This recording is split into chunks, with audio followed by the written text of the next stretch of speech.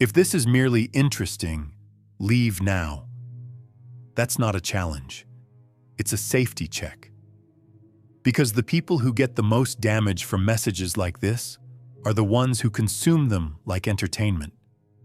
They collect ideas, feel a rush, call it awakening, and then go right back to the same life with a louder sense of frustration.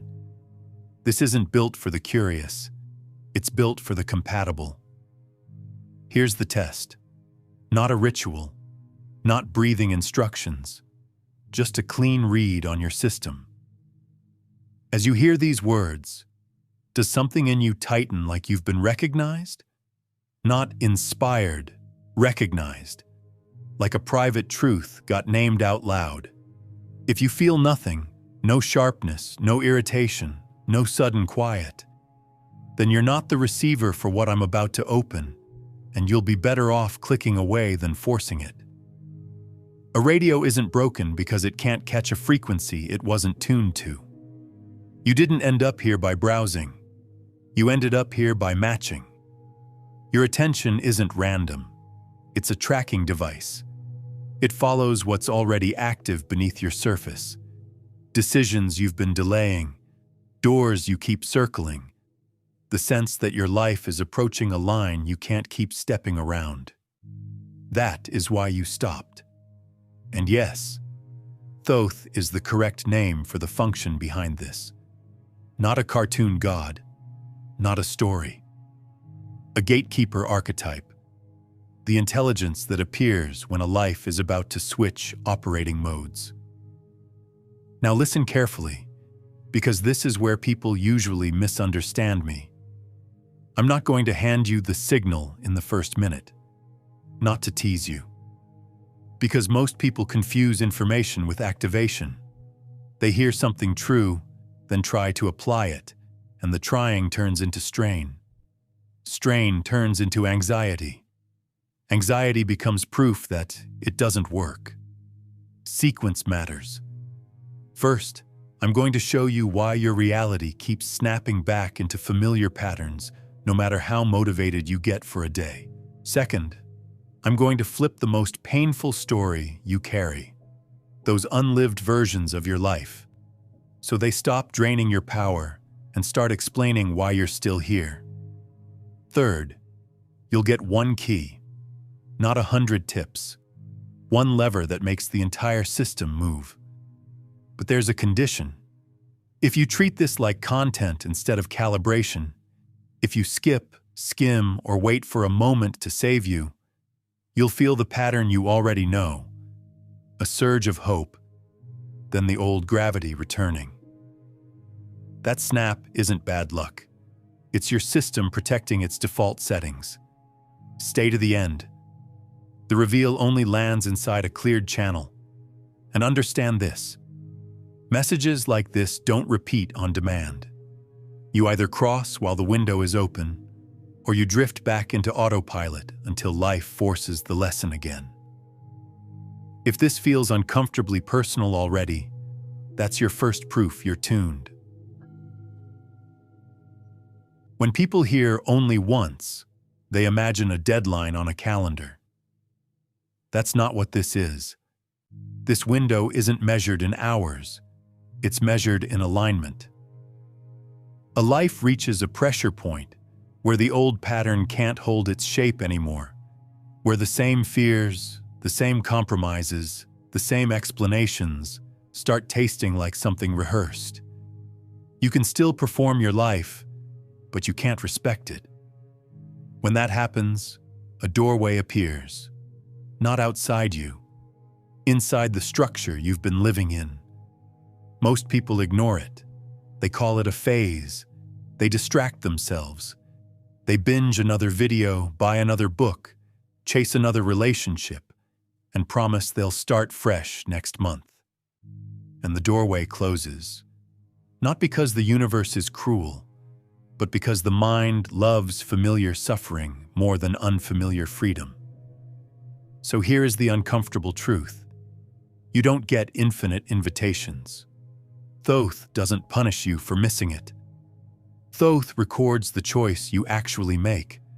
The choice you make while tired, while stressed, while tempted to numb out, while tempted to postpone. That choice becomes the line written into your reality. This is why the urgency is real. It's not meant to scare you.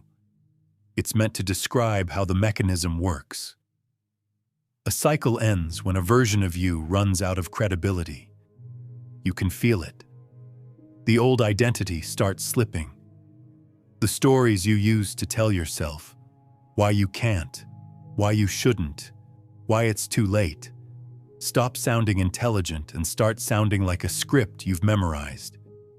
You don't learn your way out of that moment. You decide your way out. This is also why the signal can't be thrown at you immediately.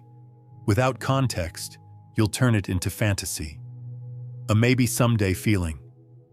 But this is not about someday. It's about a narrow band where your attention is sharp enough to cut through noise and your conscience is loud enough to refuse the old compromise. That band is open now, or you wouldn't be here. Let me make it personal without being sentimental. If you've been carrying the quiet ache of unlived versions of yourself, careers you almost took, places you almost moved, words you almost said, then you already know what a cycle feels like. It feels like standing near a door you're afraid to touch. Not because you don't want the other side, but because you're terrified it will cost you the mask. Thoth doesn't care about your mask. Thoth cares about your signal, who you are when nobody is watching.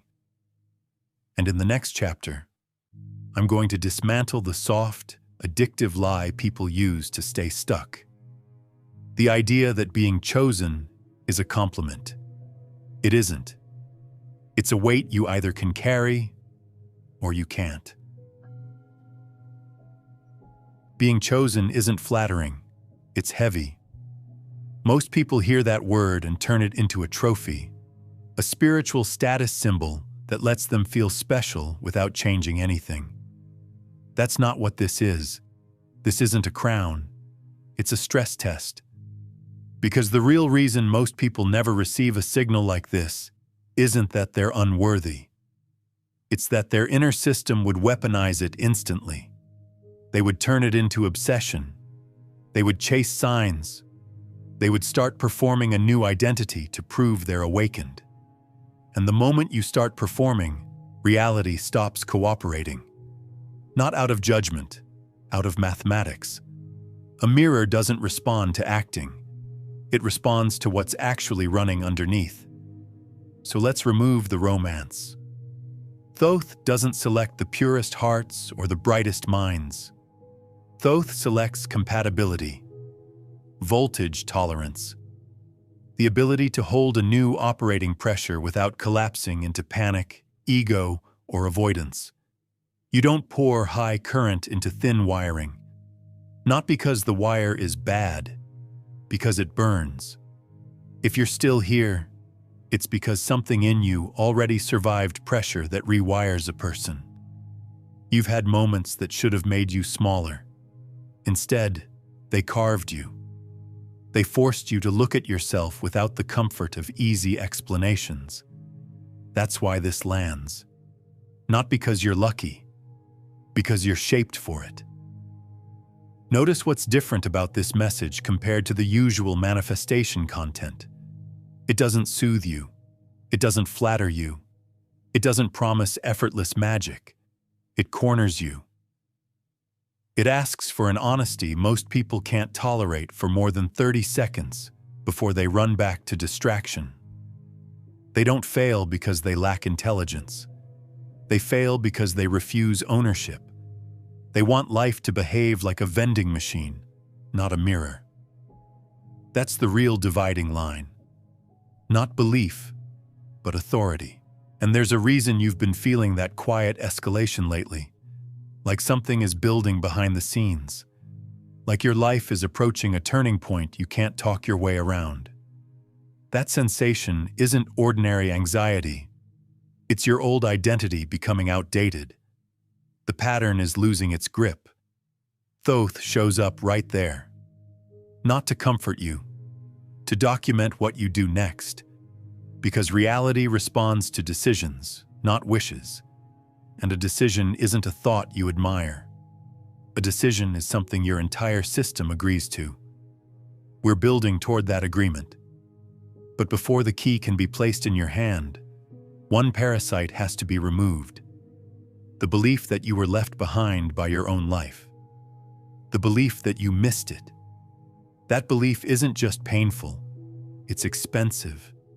It drains the exact power you need to cross. Now we go into the part people avoid, the unlived lives, because they're not what you think they are. Regret has a very specific voice. It doesn't scream, it whispers.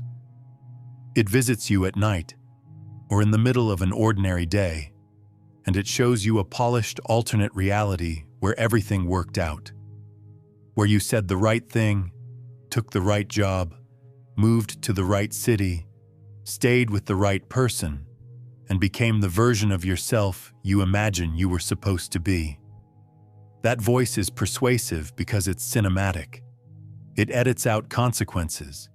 It cuts the footage before the price gets paid. And that's why it traps you. Because while you're mourning the life you didn't live, you're feeding energy into a fantasy timeline and starving the only timeline that can actually change. This one. Here's what nobody tells you. In a reality governed by potential, missed paths don't automatically equal better paths. Some are catastrophes disguised as upgrades. Some would have delivered what your ego wanted and destroyed what your deeper self needed. Some would have locked you into a version of yourself that could never hear this signal, because it would be too busy defending comfort, image, cravings, and routine. Think of the doors that slammed in your face, the opportunity that vanished, the relationship that collapsed, the plan that fell apart at the last second. You called it bad luck. You called it failure. You called it proof you weren't meant for more. But what if those were safety maneuvers? What if life didn't reject you? What if it rerouted you because that golden path would have corrupted you, hollowed you out, or ended you early? This is where Thoth becomes more than symbolism. Thoth is the recorder of thresholds, the scribe who doesn't care about your excuses, but does care about the integrity of your path. When a timeline collapses, it isn't always punishment. Sometimes it's protection. Sometimes a door closes because what's behind it isn't your destiny. It's your trap. And here's the part that changes everything. The version of you who survived those closures is not the leftover version. It's the viable version. The only one forged enough to carry what comes next without turning it into chaos. So those ghost lives you mourn, stop imagining them as happier. Start imagining them as sacrificial, not in a religious way, in an engineering way. They absorbed outcomes you were never meant to endure. So this version of you could remain intact long enough to reach the point where the real work begins. When you truly see that, regret stops draining you. And when regret stops draining you, reality starts answering you differently. Because now we can finally talk about the mechanism you've been living inside your whole life, the mirror, and why it never argues with you. The universe doesn't argue with you. It doesn't negotiate. It doesn't punish you for the wrong thought. It doesn't reward you for the right words. It confirms. That's why so many people feel cursed. They live in a constant argument with the surface of their life. Money, relationships, time, health, opportunity, trying to fix the image with frantic hands. They push, chase, beg, analyze, blame. And the more they fight the reflection, the more the reflection hardens. Not because the world is cruel, Because the mirror only recognizes what you repeatedly authorize. Here's the rule that changes everything. Reality responds to your dominant state, not your temporary mood. Not what you wish on a good day. Not what you post online. Your dominant state is what you return to when you're alone, tired, stressed, and unobserved. That's the signal that actually governs your outcomes. And most people never touch it because it's inconvenient. It demands ownership. Now be careful. This is where people get stupid. They hear you create your reality and turn it into guilt. They start blaming themselves for every problem, every accident, every loss. That's not wisdom. That's another cage. The point isn't self-blame. The point is self-location. If you don't know what you're broadcasting, you can't change what you keep receiving. Thoth's role here is simple and ruthless, to show you the truth of your emission through patterns. If your life keeps repeating the same experience with different faces, that's not bad luck. Different job, same frustration. Different relationship, same abandonment. Different plan, same sabotage at the last moment. The pattern is the proof. You were trained to look outward for causes because it feels safer. The outside world offers endless explanations, but explanations don't move a mirror. Authorization does. When you shift what you authorize internally, the mirror begins reorganizing, fast in subtle ways first, slower in dense ways after. People miss this because they expect instant cinema. They change for a day, check the world, see it hasn't fully rearranged yet, and declare it fake. Meanwhile, the old program is still running underneath them, and the loudest part of that program is your past. Not what happened, what it still means inside you. That meaning is a live current feeding your dominant state every day. So the next step isn't positive thinking, it's engineering. Not controlling the world, controlling the meaning that controls your nervous system. Because the past isn't dead, it's wired. And we're about to cut the wire correctly.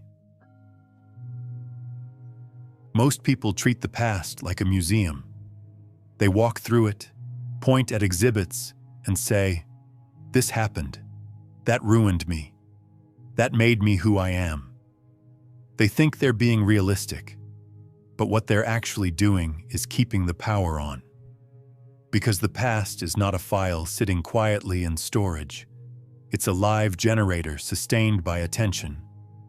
Every time you replay it with the same emotional charge, you feed it energy, and it keeps broadcasting the same instruction into your present. That's the hidden tax you've been paying. Not money, power. Power that could be building your next life has been burned to keep an old identity alive. Not because you enjoy suffering, but because your system learned to identify with it. It learned, "This is who I am." And anything that threatens that identity triggers resistance, even if the identity is miserable. So what does it mean to engineer the past? It does not mean lying to yourself. It does not mean pretending it didn't hurt. It does not mean rewriting facts. It means rewriting authority.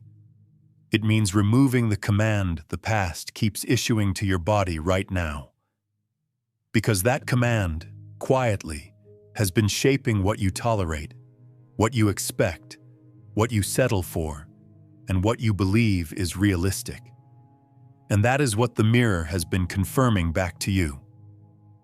Here's the cut that changes everything. You stop asking, "Why did this happen to me?" And you start asking, "What did this prevent?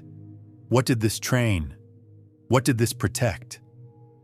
That question is not poetic. It's surgical. It interrupts the victim loop, the regret loop, the shame loop, and forces the mind to generate a new interpretation. Interpretation is not decoration. Interpretation is programming. Change the meaning, and you change the chemistry. The nervous system releases its grip. The body stops bracing for a past that is already over. And when the body stops bracing, your dominant state changes. Your signal changes. This is why forgiveness matters, but not in the sweet way people sell it. Forgiveness is not being nice. Forgiveness is reclaiming fuel.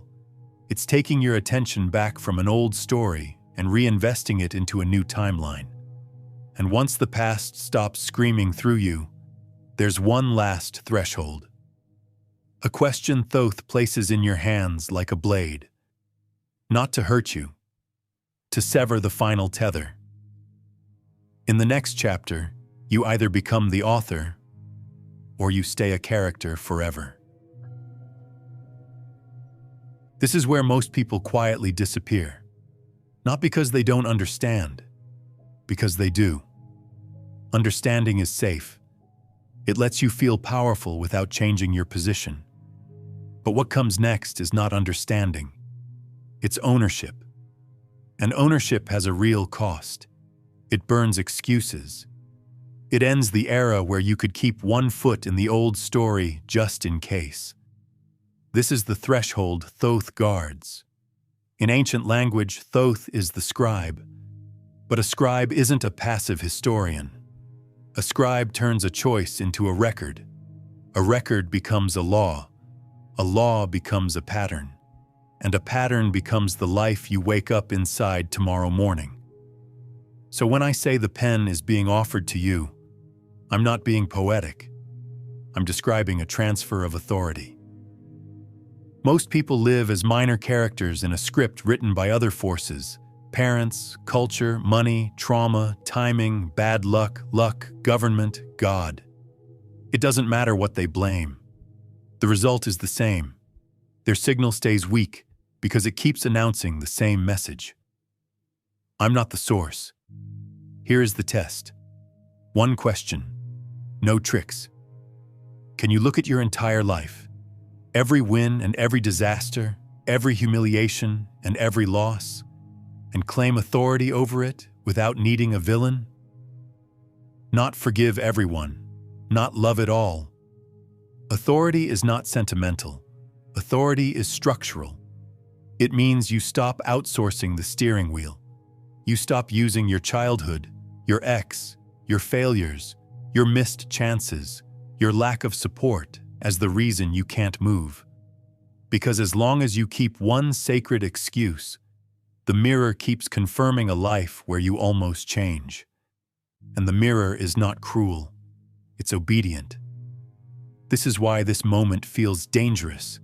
It threatens the final addiction. The addiction to being right about why you're stuck.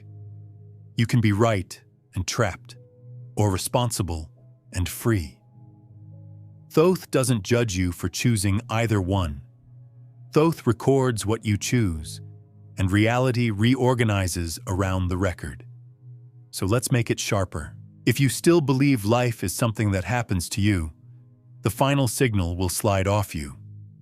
You'll hear it, feel inspired, and then your system will translate it into motivation, until stress returns and you revert. But if you cross this line, if you can say, without performance, I take authority, then you become compatible with a different rule set. And now we arrive at the reveal.